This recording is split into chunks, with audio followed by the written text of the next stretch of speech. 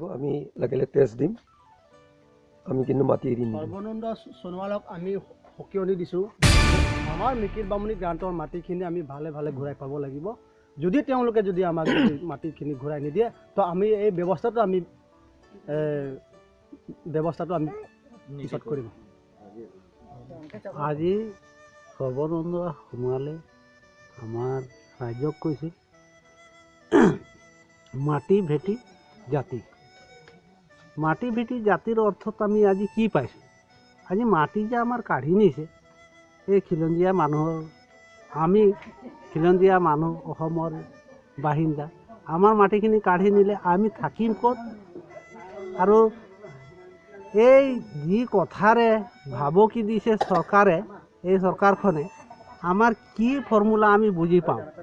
এইটো চৰকাৰে অতি শীঘ্ৰে আমাক সাব্যস্ত হিচাপে আমাক মাটিখিনি ঘূৰাই দিব। হয়, আমি একো নালাগে, টকা পইচা নালাগে, আমি মাটি লাগে। মাটিৰ কাৰণে আমি ইমানখিনি কষ্ট পাইছোঁ।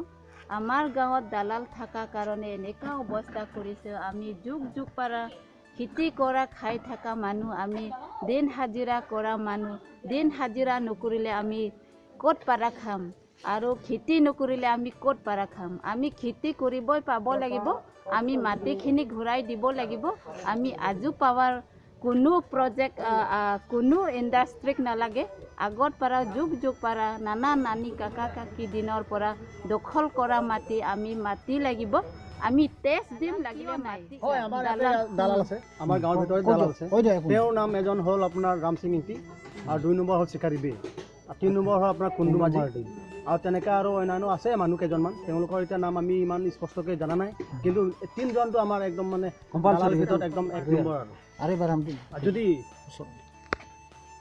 আপোনালোক কিবা NOC লৈছে বুলি শুনিছোঁ, NOC আমাৰ লোৱা নাই, আমাক NOC লোৱা নাই। আৰু যদি তেওঁলোকে কৈছে যদি আমাৰ যদি মাটি ইয়াত যদি অধিকাৰ নাই, তেওঁলোকে যে আমাৰ ঘৰত যে ঘৰে ঘৰে আহি পেলাই টকা পইচা যাচি আছে, তেওঁ মোকতো সেইদিনাখন আহিছে কোম্পানীৰ মানুহ, বোলে ৰাজেন তিমুং ক'ত গৈছে? মইতো তেতিয়া কামত গুচি গ'লোঁ, মইতো সদায় হাজিৰা কৰি খোৱা মানুহ, দিন হাজিৰা কৰি খোৱা মানুহ। তেওঁ বোলে আমাৰ ঘৰত মোৰ মিছেছৰ ওচৰত আহি পেলাই বোলে তেওঁলোকে আহি পেলাই 2জন আহি পেলাই সুধিছে বোলে ৰাজেন তিমুং কাহা আহে? তাৰপিছত মাইকী মানুহটো নাজানে হিন্দী, তো কৈছে যে নাই, ই কাম গুচি গ'ল। তাৰপিছত এই আপোনালোকক যে মাটি লাগে নে টকা লাগে? বোলে আমাক টকা নালাগে, মাটিহে লাগিব। তো মাটি টকা যিমান লাগে আমি টকা দি দিম, কিন্তু মাটি আপোনালোকে এৰিব লাগিব। তেনেকুৱা বোলে আমাৰ মিছেছৰ আগত কৈ থৈছে। কোনে কৈছে এইটো? এই কোম্পানীৰ মানুহ, আজু পাৱাৰ কোম্পানীৰ মানুহ। লগত কোনোবা মানুহ, ইয়াৰ মানুহ আহিছিল নেকি? ইয়াৰ মানুহটো অহা নাই, কিন্তু কোম্পানীৰ মানুহ আছে 2জন। তেওঁলোকক কোনে কিমান দিম বুলি কৈছে মাটিৰ ভেলু? মাটিৰ ভেলুটো মোকতো কৈছে যিমান টকা লাগে ইমানেই দি দিম, কিন্তু মাটি এৰিব লাগে বুলি কৈছে। কিন্তু মাটি টকাটো মোক ইমান টকা দিম বুলিতো কোৱা নাছিলে। আপোনালোক কিমান বিঘা আছে আপোনালোকৰ? আমাৰ মাটি ইয়াত টোটেল আপোনাৰ 14 বিঘা আছে। 14 বিঘা। হয়। আপোনাৰ কিমান আছে? আমাৰ 42 বিঘা আছে। আপোনাৰ কিমান আছে? মোৰ 16 বিঘা। মোৰ লগত আহিছে সেইদিনাখন এইটো বিক্ৰম আৰু এইটো কি নাম আছিলে, এই আদিবাসীটো যে অৰুণ মুণ্ডা। মোৰ তাত আহিছে বোলে তহঁতক মানে মাটি কিনি দিম, আৰু তহঁতক যিমান পইচা লাগে আমি উলিয়াই দিম, আৰু তই এই পইচাটো লৈ পেলাই মোক তোক বাইক এখন কিনি দিম, তই বামুণীৰ পৰা গোহাঁইগাঁৱলৈ আপ ডাউন কৰি থাক, তোক এখন বাইক কিনি দিম বুলি মোক কৈছে। অৰুণ মুণ্ডা আছিলে, আৰু তাৰপিছত বিক্ৰম আছিলে মোৰ লগত। বিক্ৰম মানে সম্পূৰ্ণ নাম বিক্ৰম পাটৰ আৰু অৰুণ মুণ্ডা। আৰু এতিয়া আমাৰ চিকাৰী মানে ইয়াত আছে 6 বিঘা, পইচা দিব বুলি কৈছে। আমাৰ আছে 42 বিঘা। চিকাৰী লক্ষীৰাম মাৰ্ডিৰ আছে 12 বিঘা। চিকাৰী ৰংপি মাটিৰ পৰিমাণ আছে মাত্ৰ 6 বিঘা। তাকতো ট্ৰেক্টৰ এখন নতুন মহেন্দ্ৰ ট্ৰেক্টৰ, হাল মৰা ট্ৰেক্টৰ দি দিম বুলিছে ডাঙৰ। তাৰপিছত গাড়ী 4 চকীয়া নতুন এখন কিনি দিম বুলি কৈছে, আৰু টকা 10 লাখ টকা দিম বুলি কৈছে তেওঁ। যদি তেওঁৰ যদি ইয়াত মাটি যদি অধিকাৰ নাই, তো ইমান টকা পইচা আৰু গাড়ী ঘোঁৰা যে যাচি দিছে কিয়? তেওঁৰ অধিকাৰ থকাৰ কাৰণে ইমান যাচিছে। আপোনালোকৰ কিমান আছে? আমাৰতো টোটেল 12 বিঘা আছে। আপোনালোকৰ? 32 বিঘা 14 লচা। আপোনালোকৰ কিমান আছে? 32 বিঘা। আপোনালোকৰ? আপোনাৰ কিমান আছে? আমাৰ আছে 10 বিঘা। 10 বিঘা। তাৰমানে আমি ইমান বছৰ হৈ গ'ল ইয়াতে, আমি আজি 4 পুৰুষমান গ'ল। যোৱাৰ পাছতো আমি ম্যাদীৰ পটা বিচাৰিলোঁ, নাই, নিদিলে। নিদিয়াৰ পাছত এইবাৰ কেনেকৈ যে ম্যাদীৰ পৰা অৰ্ডাৰ আহিছে, অৰ্ডাৰ আহোঁতে লোকক কোম্পানীকহে মাটি বেচিবলৈ অৰ্ডাৰ পালে সিহঁতে, কিন্তু আমাক কিন্তু নিদিলে। মাটি ম্যাদী পট্টা নিদিলে। এই সন্দৰ্ভত আপুনি কি কয় আপোনাৰ এজন সচেতন নাগৰিক হিচাপে? মই ক'ব খুজিছোঁ, যিহেতু এই মাটিটোৰ ওপৰত এই মানুহখিনিৰ এটা অধিকাৰ আছে। অধিকাৰটো হৈছে তেওঁলোক ৰায়তীৰ খতিয়ান প্ৰাপ্ত খেতিয়ক, আৰু ৰায়তীৰ খতিয়ান প্ৰাপ্ত খেতিয়ক। গতিকে এক কথাত ক'বলৈ গ'লে মানে ৰায়তী আইন মতে এই মাটিটোৰ আধা মালিকটো তেওঁলোকেই। এতিয়া এই মানুহখিনিক বাদ দি এই মানুহখিনিক ম্যাদী পট্টাৰ দিয়াৰ কথাটো তেওঁলোকে নকৰি, ম্যাদী পট্টাটো নিদি পেলাই এতিয়া কোনোবা এটা কোম্পানীক যে তেওঁলোকে দিবলৈ ওলাইছে, এইটো মানে চৰকাৰৰ হেৰি আছেই ইয়াতে, তেওঁলোকৰ এটা ষড়যন্ত্ৰ আছেই, চৰকাৰী ষড়যন্ত্ৰও আছে ইয়াত। ইয়াৰ কথা হ'ল কি, যদি মাটিটো খেতিয়কক দিয়ে তেতিয়াহ'লে চৰকাৰী পক্ষই বা আমোলা পক্ষই এক নয়েও নাপায়, কিন্তু কোনোবা এটা কোম্পানীক যদি সেইটো মাটিটো গতাই দিব পাৰে তেতিয়া সমস্যা আছে। গতিকে এইটো সেইকাৰণে তেওঁলোকে কৰিছে। আৰু এইটো ক্ষেত্ৰত আপোনালোকৰে কোনোবা নিজৰে জ্ঞাতিয়ে দালাল কৰি কিনে এইবোৰ কাম? ময়ো শুনি আছোঁ এইটো তেওঁলোকৰ পৰা, এই আলংবাংকী গাঁৱৰ পৰা, এইটো মিকিৰ বামুণী গ্ৰাম বুলি কয়, তেওঁলোকৰ কিছু মানুহৰ পৰা মই আজি 2-3 বছৰমানৰ পৰা এইটোৰ ওপৰত তেওঁলোকৰ লগত কথা বতৰা চলাই আছিলোঁ। তো তেওঁলোকেই কৈছে যে এই গাঁওখনৰে দুজনমান ব্যক্তিৰ মানে হেৰি কৰি আছিলে, দালালি কৰি আছিলে, আৰু তেওঁলোকেই এই মানুহকেইজনৰ পৰা এই NOC-টো লোৱাৰ ক্ষেত্ৰত তেওঁলোকে আগভাগ লৈছে বুলি মই মানে শুনিছোঁ। তেওঁলোকে কৈছে মোক, কিন্তু কিছুমান মানুহ NOC দিয়া নাই, চহী কৰা নাই। নাই, বহুতে চবেই যে দিছে তেনেকুৱা কথা নহয়। আৰু এতিয়ালৈকে মোৰ ওচৰত যিমানখিনি তথ্য পৰিছে মানে তেওঁলোকৰ পৰা, তেওঁলোক মানে মই সেই মানে ভিক্টিমাইজ যিখিনি খেতিয়ক আছে তেওঁলোকৰ কথা কৈছোঁ।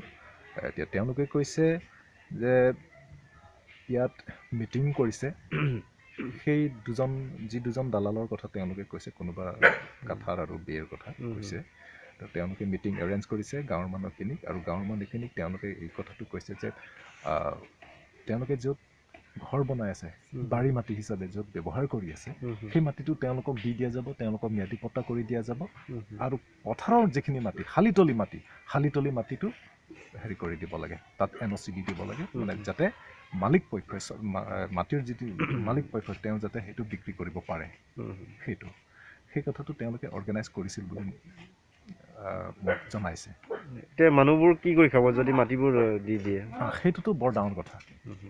এতিয়াতো যদি খেতি মাটি যদি তেওঁলোকৰ নাথাকে, তেতিয়াহ'লে জীয়াই থাকিবৰ কাৰণে দিন মজুৰি কৰাৰ বাহিৰে, পাহাৰৰ খৰি কাটি বিক্ৰী কৰাৰ বাহিৰে গত্যন্তৰ নাই। কিবা কচুপাত হয়নে নহয়, ইহঁতে সদায় কাম কৰিব আহিব, সদায় আৰ্মি পুলিচ আনিব, আৰু আমি মাইকী মানুহ গোটেই কাম, আমি যিমান আলু আৰু এইফালে বিলাহী কবি লগাইছে সেইকেইটাও চব নষ্ট কৰি দিছে। ধানটো নষ্টটো হয়েই, আৰু একদম সেইকেইটাও এইটো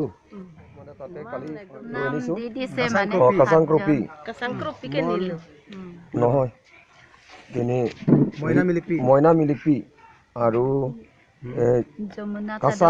কাচাং ইংকিপি, কাৰেং ইংকিপি, ৰীনা তেৰণ পি, আৰু তাৰপিছতে সোনা সিং তেৰণ আৰু সীতাৰাম মুৰ্মু।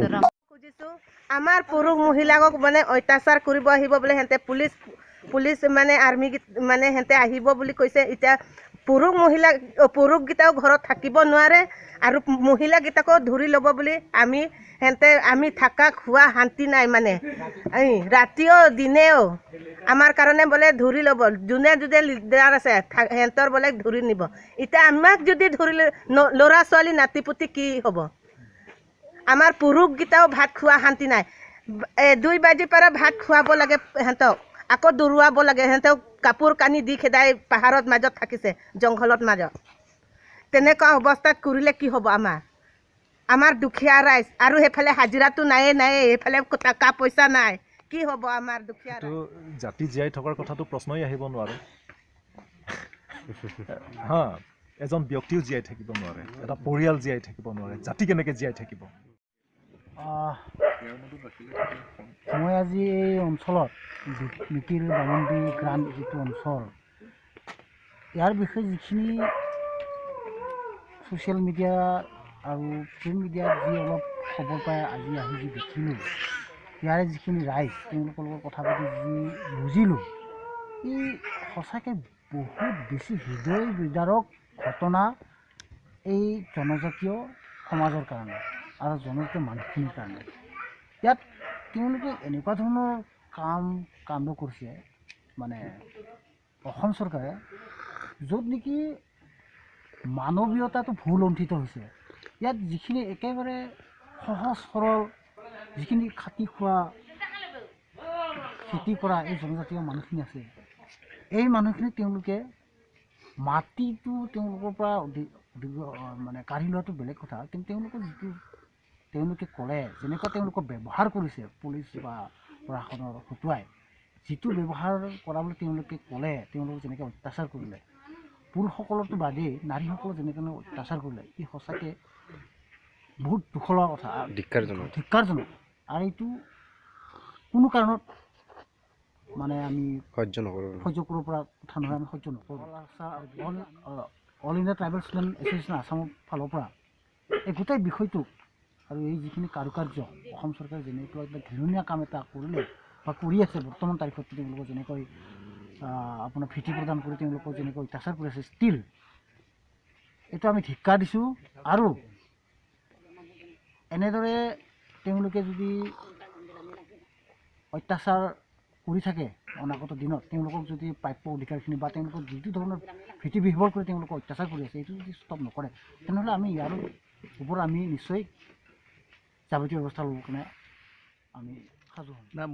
মই আজি এই ঠাইডোখৰলৈ স্বচক্ষে মানে প্ৰত্যেকটো ভুক্তভোগীৰ তেওঁলোকৰ পৰা যিটো কথা বতৰা কৰি যিখিনি কথা গম পালোঁ যে এনেকৈ অত্যাচাৰ মানে যেনেকৈ অত্যাচাৰ মানে কথা শুনিলোঁ যে হয়তো ব্ৰিটিছে থকাৰ সময়তো বোধহয় তেনেকুৱা এটা অত্যাচাৰ হোৱা নাছিল।